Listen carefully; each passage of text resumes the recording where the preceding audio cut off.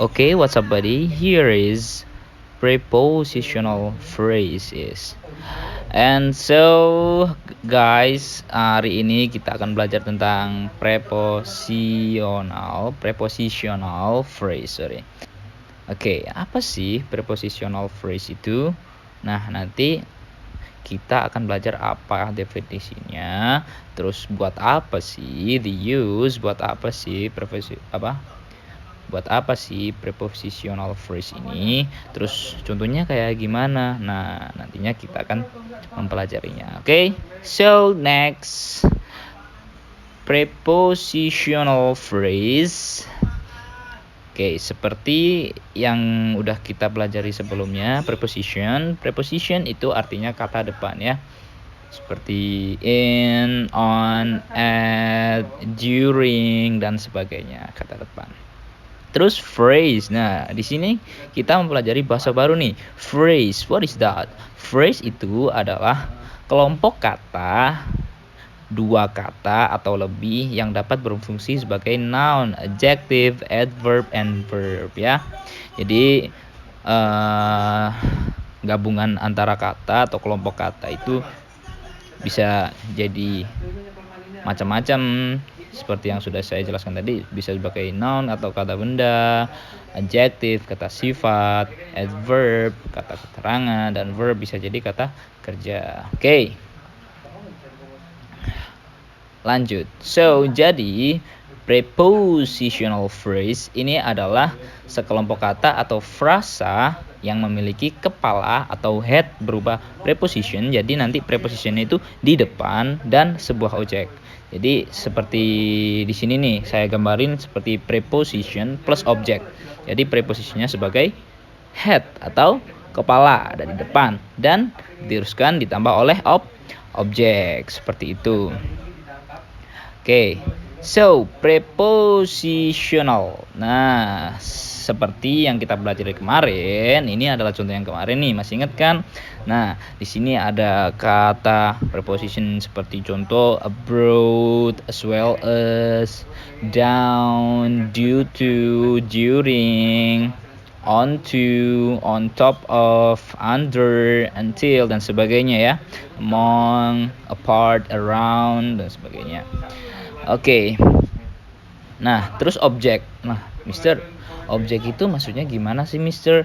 Nah, di sini objeknya itu adalah yang pertama meliputi bare noun atau noun yang masih asli nih, bare noun.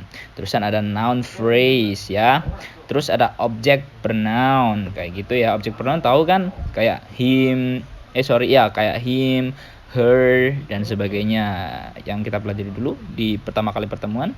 Yang pertama kali kita bahas dari part of speech, pronoun itu masih ingat? Nah, object pronoun. So, yang keempat ada gerund atau verb im. Verb yang ada ing-nya itu ya. Oke, how to form prepositional phrase. Oke, gimana sih caranya? Rumusnya kayak apa sih? Nah, number one, preposition plus bare noun yang tadi udah saya kasih tahu ke kalian, preposition and bare noun. Nah, contoh nih, preposisinya saya pakai at. Nah, at. Terus bare noun-nya kata benda ya, kata benda masih asli ya, kita pakai home. Nah, jadinya nanti digabung nih. Jadi, ini ada typo ya. I am at home. Nah, gabungan atau sekelompok dua kalimat atau lebih yang digabung bisa menjadi noun, verb, dan sebagainya. Nah, ini berfungsi sebagai noun, at home kayak gitu ya. Gitu. Oke. Ini menjadi prepositional phrase yang memakai bare noun kayak gitu. Objek yang memakai objek bare noun. Nah, terusan di sini ada contoh lagi nih, on and time. Preposisinya kita memakai on dan bare noun-nya kita memakai time. Jadi on time. I always come on time kayak gitu ya. Oke, yang kedua, preposition plus noun phrase. Noun phrase adalah sekelompok kata yang terdiri dari minimal adjectives and noun. Kayak gitu ya. Seperti contoh nih, during sama the storm. Duringnya sebagai preposition. Oke. The storm-nya sebagai noun phrase-nya. Contohnya, I'm so worried.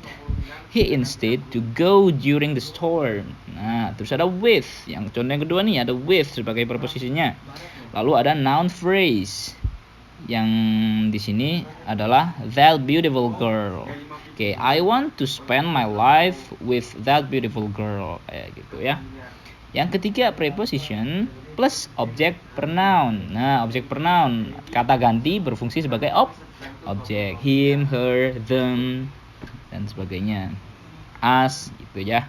Terus beside, di sini saya memilih beside. Kita mencoba nih memakai beside sebagai preposisinya. Lalu me adalah objek pronounnya. She always wants to stay beside me. Nah, kayak gitu ya.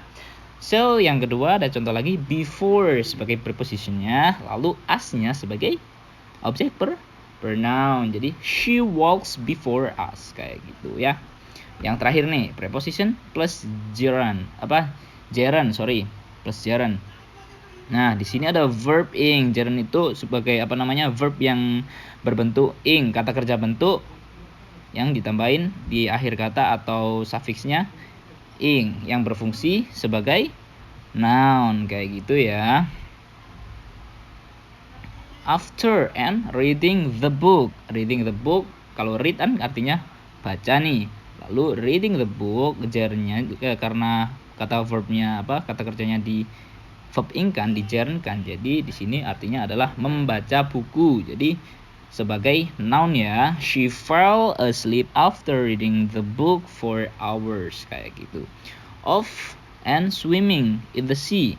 Nah, kalimatnya adalah I'm afraid of swimming in the sea. Jadi of-nya sebagai preposition. Terus swimming-nya sebagai gerundnya tadi ya, digabung jadi dua atau lebih menjadi prepositional phrase kayak gitu teman-teman. Paham kan?